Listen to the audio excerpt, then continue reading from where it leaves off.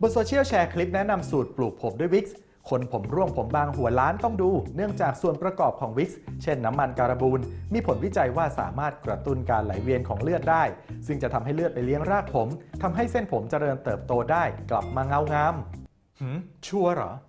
เรื่องนี้ถ้าจริงก็มีประโยชน์และควรรีบบอกกันครับแต่ก่อนจะแชร์ต่อต้องเช็คให้ถูกชัวร์ศูนย์ชัวร์ก่อนแชร์สำนักข่าวไทยอสมทเดินทางไปสอบถามกับแพทย์ผิวหนังครับสูตรปลูกผมด้วยวิกซ์คนผมร่วงผมบางหัวล้านต้องดูที่เขาแชร์นี่ใช้ได้จริงไหมครับไม่จริงครับคือมันเป็นความเข้าใจที่ผิดว่าคนที่ผมร่วงแบบพันธุกรรมหรือยาเช่รักษาผมร่วงทางพันธุกรรมมันเกี่ยวข้องกับหลอดเลือดที่ไปเลี้ยงเส้นผมความจริงพวกนี้ไม่ได้เกี่ยวข้องเลยการที่ผมร่วงแบบพันธุกรรมมันเกิดจากฮอร์โมนที่ไปทำให้เส้นผมมันเล็กลงกับพันธุกรรมการที่หลอดเลือดไปเลี้ยงมากหรือน้อยนั้นไม่ได้มีส่วนสัมพันธ์ทำให้ผมขึ้นหรือผมร่วงไปและที่เขาบอกว่าความเครียดทำให้เส้นผมหลุดร่วงการทาน้ำมันการบูนจึงช่วยให้เราผ่อนคลายซึ่งช่วยลดอาการผมร่วงได้แหละครับต้องเป็นการที่เครียดมากๆมีความเครียดมากๆมีตกกังวลมากๆมีผลต่อวงจรชีวิตของเส้นผมทำให้เส้นผมก็สุริยะพักมากขึ้นแล้วก็ร่วงออกมาแต่ต้องเป็นเรื่องที่มีเรื่องกระทบกระทั่งจิตใจมากๆความเครียดอย่างมากๆจะเกิดแบบนั้นได้น้ำมันการบูนสามารถต่อต้านแบคทีเรียเชื้อราบนหนังศีรษะซึ่งเป็นสาเหตุที่ทำให้ผมร่วงได้นี่เป็นยังไงครับสารพวกสมุนไพรเหล่านี้เนี่ยสามารถจะมีฤทธิ์ต่อต้านแบคทีเรียได้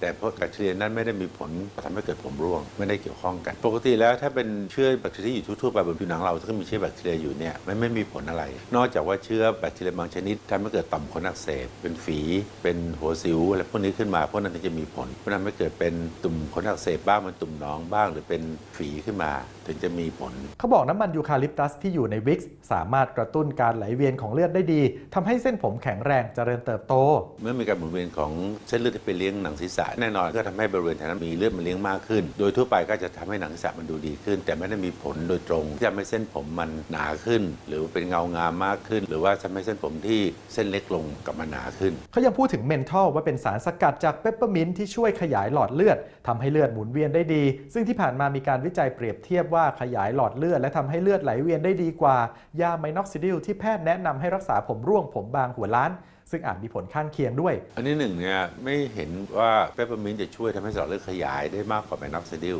เพราะไมน็อกซิดิลเป็นยาที่มีประสิทธิภาพมากในการขยายหลอดเลือดเราใช้ในการรักษาคนไข้ที่มีความดันโลหิตสูงคนไข้ที่มีความดันโลหิตสูงพอกินไมน็อกซิดิลเข้าไปเนี่ยหลอดเลือดมันขยายขึ้นความดันมันก็จะลดลงแต่เวลาที่เราใช้ไมน็อกซิดิลมารักษาคนที่ผมร่วงตามพันธุกรรมโดยเป็นยาทาเนี่ยเราไม่ได้ใช้ประสิทธิภาพในการขยายหลอดเลือดไมน็อกซิดิลสามารถทำให้เส้นผมกลับมาหนาได้เหมือนเดิมโดยการที่มันไปกระตุ้นต่อมขนโดยตรงให้มีการแบ่งเซลล์มีการเปลี่ยนจากเส้นผมที่เล็กลงให้กลายเป็นเส้นผมที่หนาขึ้นไม่ได้เกี่ยวข้องกับหลอดเลือดเลยนั่นเป็นความเข้าใจที่ผิดปัจจุบันเราใช้อะไรในการกระตุ้นเส้นผมครับยาที่ไปกระตุ้นให้เส้นผมที่ขนาดเล็กๆลงเนี่ยให้กลับไปเป็นเส้นผมที่หนาเหมือนเดิมซึ่งพวกนี้ก็มียาหลายชนิดที่เราใช้อยู่ยาบางตัวก็ไปกระตุ้นเส้นผมโดยตรงให้มีการแบ่งเซลล์ให้หนาขึ้นบางตัวก็ไปบล็อกฮอร์โมนไว้ทำให้ฮอร์โมนไปออกฤทธิ์ที่เส้นผมหรือเราใช้แม้กระทั่งเลเซอร์ที่ไปกระตุ้นให้เส้นผมมันกลับมาหนาขึ้นได้สุดท้ายถ้าทำไม่ได้จริงๆก็คือต้องปลูกผมดังนั้นสรุปแล้วสูตรปลูกผมด้วยวิกซ์คนผมร่วงผมบางหัวล้านต้องดูที่เขาแชร์นี่เป็นยังไงครับไม่จริงครับเราไม่ควรแชร์ต่อควรเลือกผลิตภัณฑ์ที่มีข้อบ่งใช้ทางการแพทย์เพื่อป้องกันผลกระทบที่อาจจะตามมานะครับ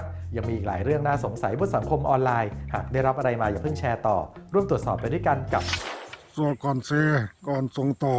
ต้องคิดสนับสนุนโดยกองทุนพัฒนาสื่อปลอดภัยและสร้างสรรค์